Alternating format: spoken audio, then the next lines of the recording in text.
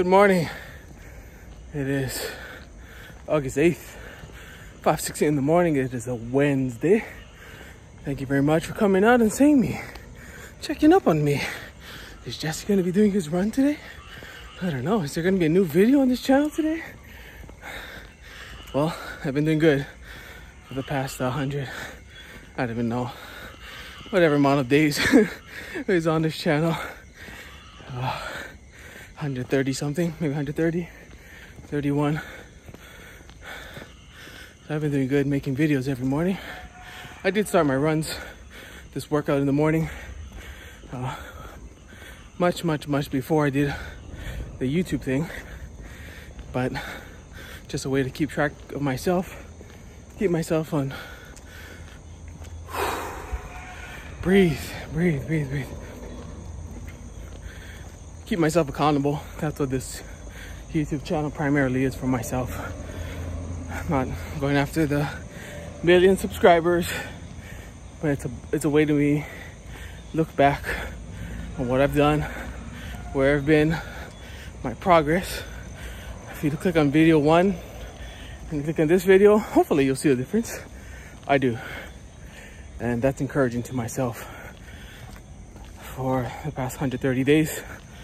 And it's good to be out here. Finished my my book, Breath, by Mr. James Nestor yesterday, and the last few chapters are pretty trippy. Literally, it's about how he calls that whole section called Breathing Plus, which basically means you can't do those typical exercises that he talks about in those later chapters. The average person can't do it because, one, it involves very dangerous breathing styles and just not good for the health. But since I guess he's a pulmonaut, a breath researcher, then he took a deeper dive down into breathing. And yeah, it's really trippy. Talks about the fear amygdala, how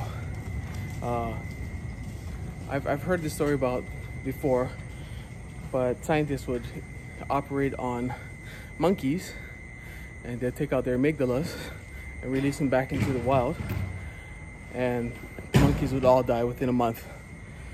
And because the amygdala regulates fear.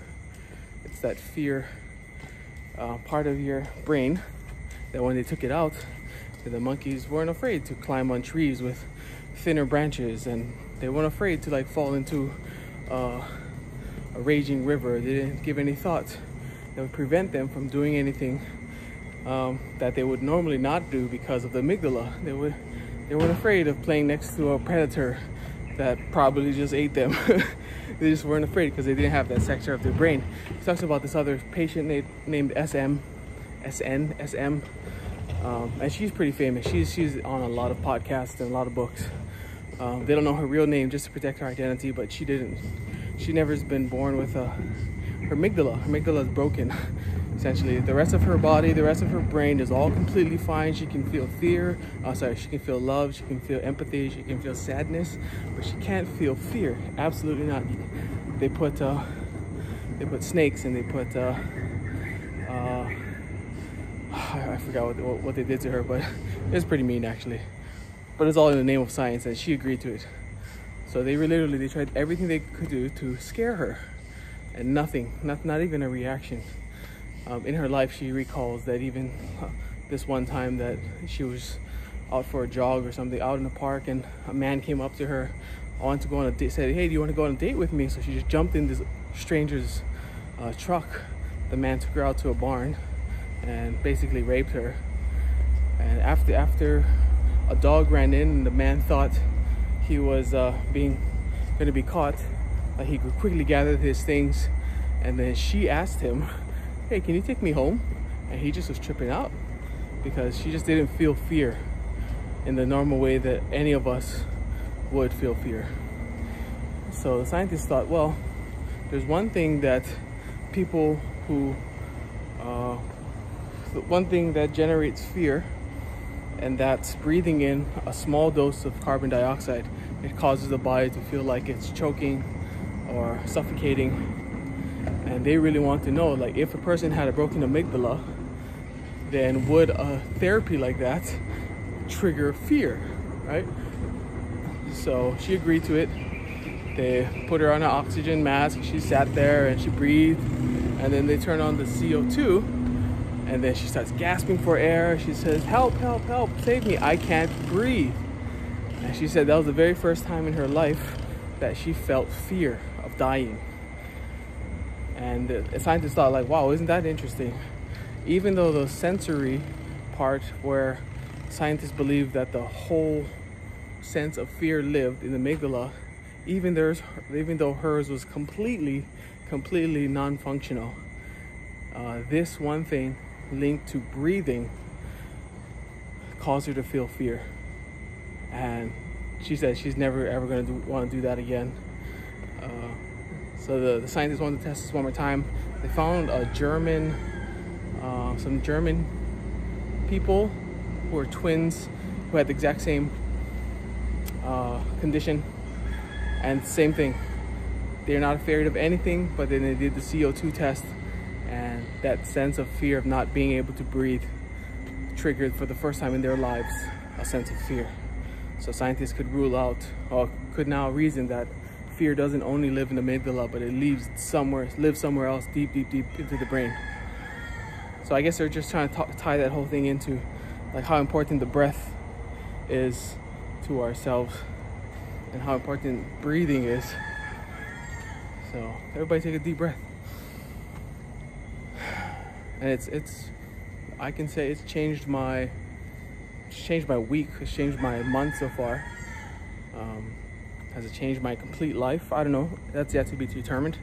I'm still looking at a very small sample size right now, but it made a change.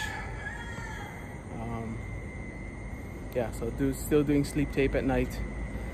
Sometimes I forget, so I wake up to go to the bathroom, and I'll forget, and I'm like, something's blocking my airway, and I feel my lips are like, what is this? And I put, oh yeah, I taped my mouth last night. I'm gonna just keep it up. I'm gonna just keep trying. I haven't had a single episode ever since I started doing this. And anytime I felt like maybe it's coming on, then I take a deep breath through my nose and out through my nose. So that's just my thoughts for this book, James Nestor.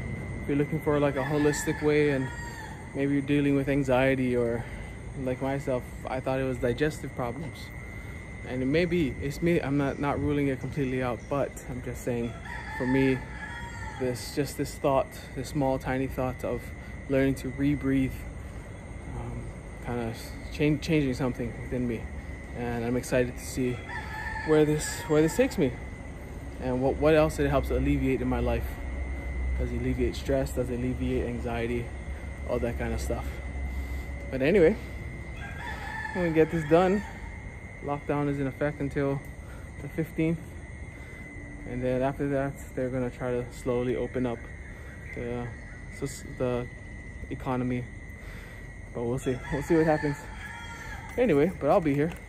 I'll still be making videos and checking in and saying hello. So Jesse, you're amazing, you're great. Keep it up, and love you. You're making awesome progress. Don't stop now. A lot more to go. Aloha.